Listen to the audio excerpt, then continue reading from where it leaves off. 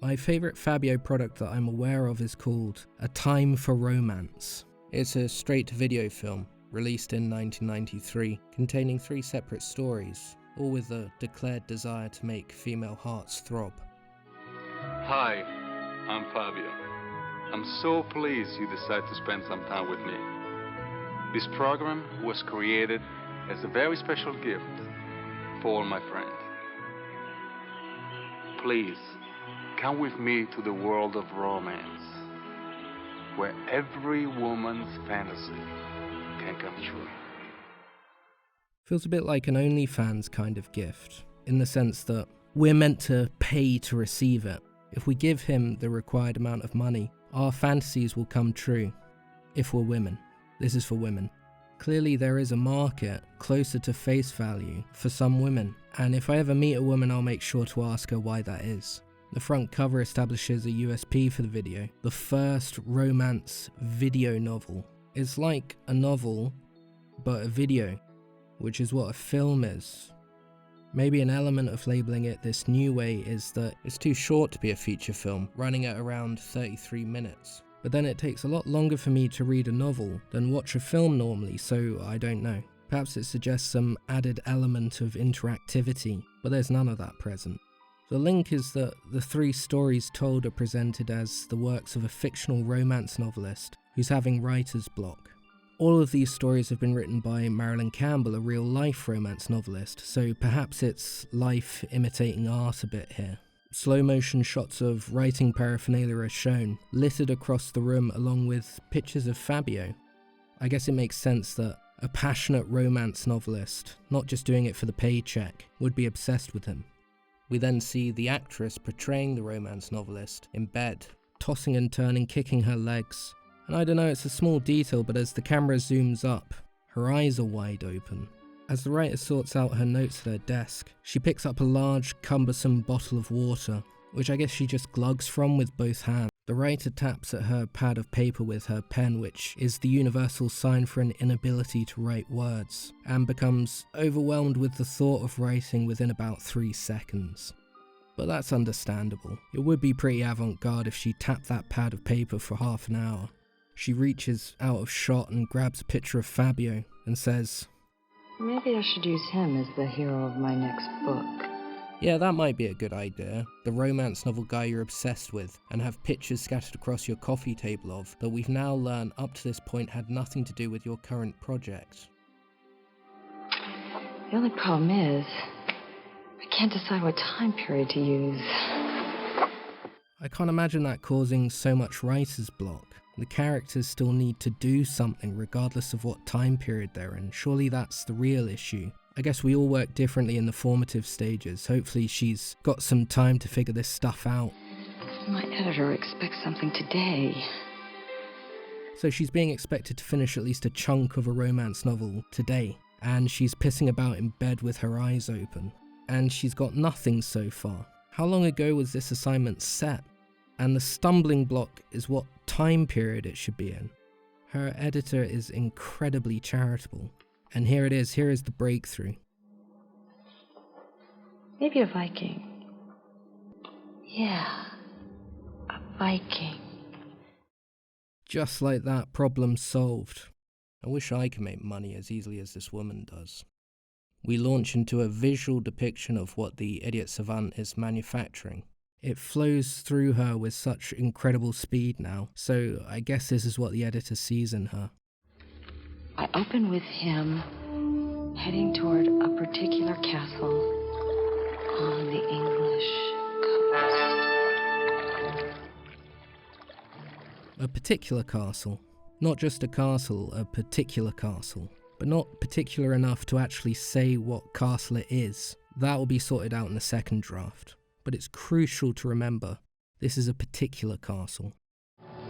He might decide to go ashore alone because he wants to avoid unnecessary bloodshed. That is so Fabio. He's a lover, not a fighter.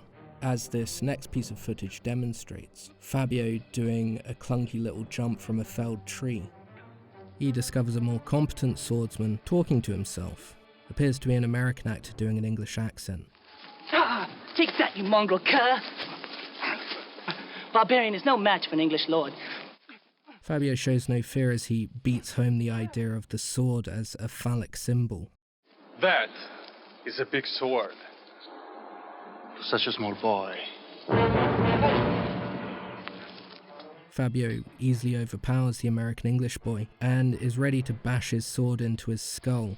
And his sister appears from nowhere and flops around hopelessly, overpowered by Fabio, who delivers some confusing dialogue. You wish to die because you're unable to defend your father's land. And you wish to sacrifice yourself in your father's name. Tis more than a name! Silence! What follows is an overt submission fantasy, as Fabio's sword pokes at the flustered woman's breasts. You speak only at my order. Kneel. Kneel!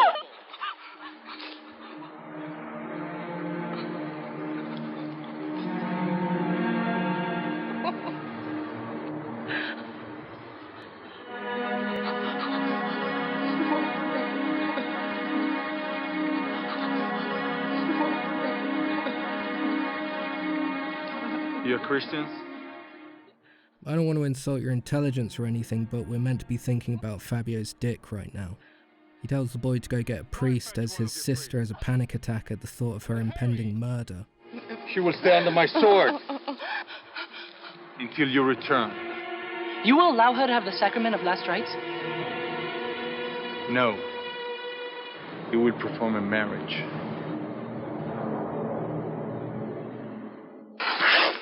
Forget that one.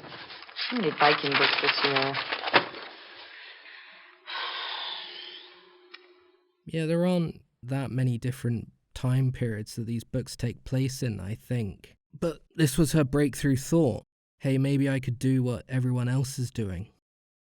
The other thing is, all he did was wander through a woods and have a duel, getting close to a particular castle. Does that really limit it to a Viking setting? She's too hard on herself. This is salvageable. You know, my editor has a real thing for pirates. They use swords too, and boats, and could have visited particular castles. She then puts slightly too much of her pen in her mouth and begins to pucker her lips like it's a big fat Italian penis. She outlines that the pirates have set up camp on a Caribbean island, dissolve into a close-up of Fabio's right nipple, and action. A beautiful sunset, pirates drinking. So I says to the wench, get your ass over here and lift your skirts high, for I find somewhere else to bury me ivory treasure.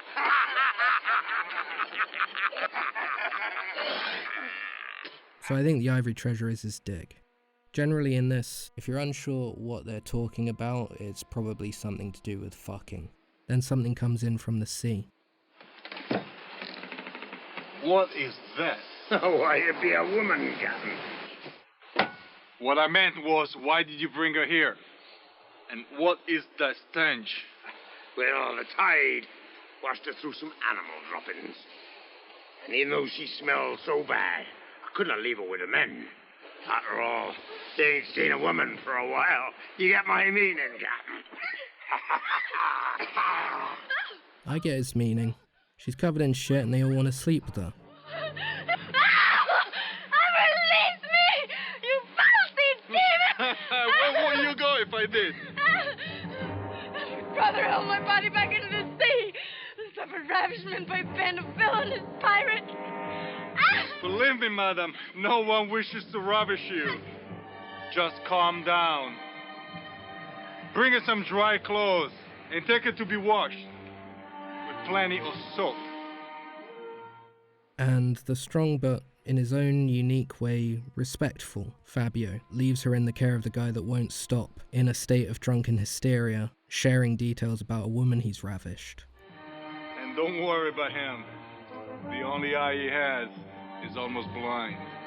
And when you return, I expect you to show me some gratitude for being rescued. Or you will go without dinner until your manners improve.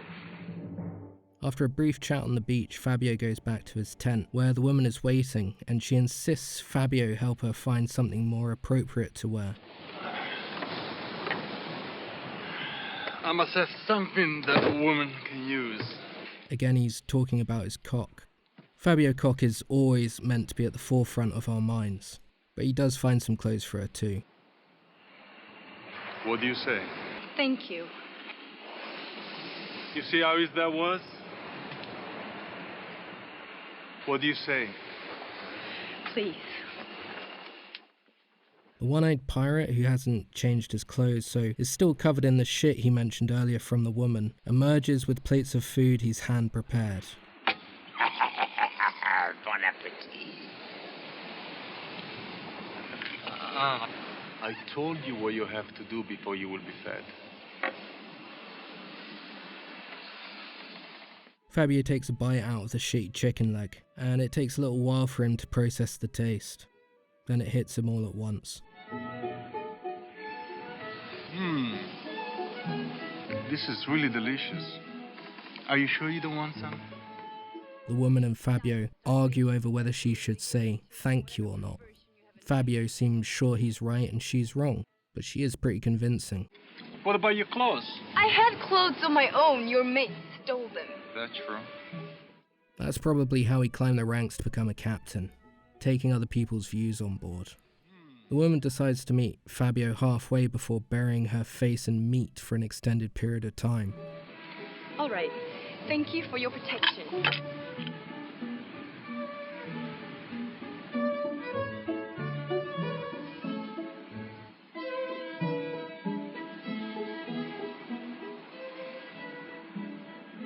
Fabio then says what we're all thinking.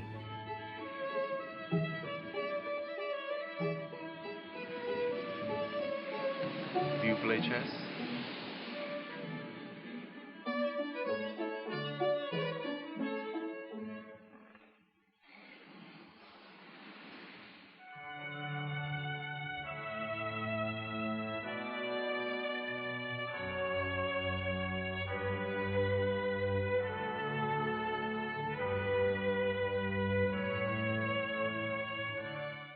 It's all very sophisticated stuff. Before any love-making can happen, they must make love with each other's minds. These are the faces Fabio makes when he's mind-fucking.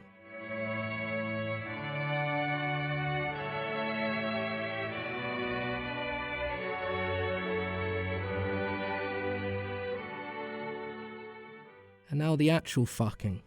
It ends right as it gets going. And back to the writer, who's now delighted with herself. I'd love to write something contemporary with a real twist at the end.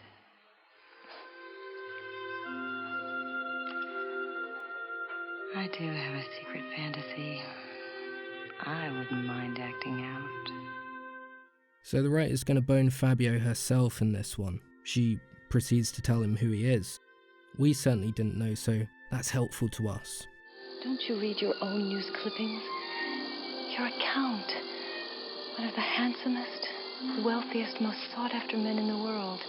Just look at where you live. It's like something out of a fairy tale. Real people don't live in 500-year-old villas in Italy. And then I think we get an indication of who this is all being made for. I'm still a plain, ordinary grade school teacher. But Fabio doesn't care. I'm sure throughout his life he's exclusively dated plain, ordinary grade school teachers. She explains that she's going home tomorrow. This is her last night with Fabio, who she can't believe is so into her. I don't want you to tell me any lies, no matter how lovely they sound. Fabio then appears to lie to her, but in a lovely way. Kathleen, I never lied to you. Ti amo. I love you. The desperate grade school teacher shares her concerns with Fabio about temptations in the future. Why would such an attractive person be interested in little old her? Fabio reveals that he controls the future and will not allow it to be shit. I'm not the kind of person who can live one day at a time and not worry about the future. You don't have to worry about the future. I wouldn't permit it. My worries wouldn't go away just because you order them to. They would. He tells the woman, Kathleen, the key to happiness in life is marriage. To him, which makes her lose about 50 IQ points. Just marry me. Just be my countess, my lover, forever.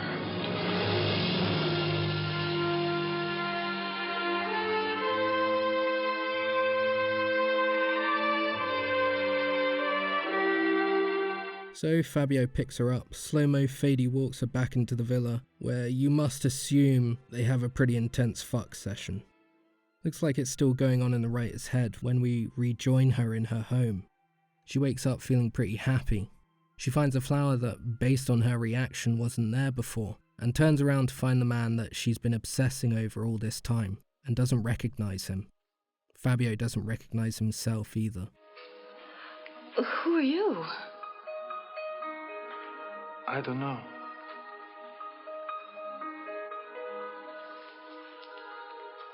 I don't seem to have a name. I do dress well, don't I? I guess I should thank you for that.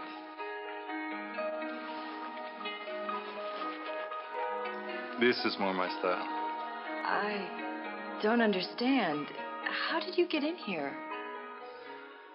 Fabio explains that the last thing he remembers is being at the Italian villa, and pauses for thought. He looks to the side to indicate to us that's what's happening, which is helpful. Are you trying to tell me that you're the man in my dream? A figment of my imagination? It looks like she's staring up, beyond him, to the ceiling. That's the most ridiculous thing I ever heard. I must still be dreaming. Okay, I'm gonna wake up for real this time. Maybe she should try her open-eyed kicking technique. I got it. The dream maker. Decide to make your wish come true. The dream maker? Yeah. Never mind, I don't want to hear it. Oh, this simply is impossible. Okay, let's say, just for a moment, that a figment of my imagination has come to life. What on earth am I going to do with you? Anything. I think they're just gonna fuck, though. I don't think they're gonna do much else. Maybe a game of chess. Absolutely anything your heart desires. I wonder how conscious that lip thing was. I think if that were to happen in real life, it would be because someone is waiting to say something else. But here he said all he wants to say, and he's just so fucking pleased with himself.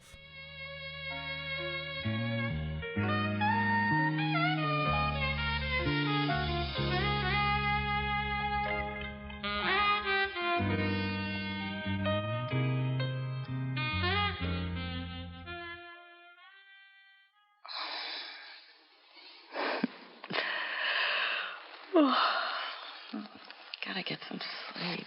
Yeah, she must be tired from all that sleeping. And so she goes to bed to discover Fabio is waiting for her and sporting a wedding ring. They're gonna have sex. For realsies this time. What do you have in mind? Anything. Anything your heart desires.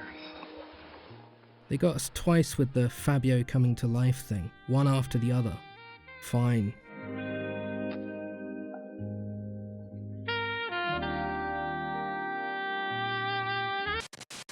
Hope you enjoyed that. Let me know in the comments section. Like, sub, see you on the next one.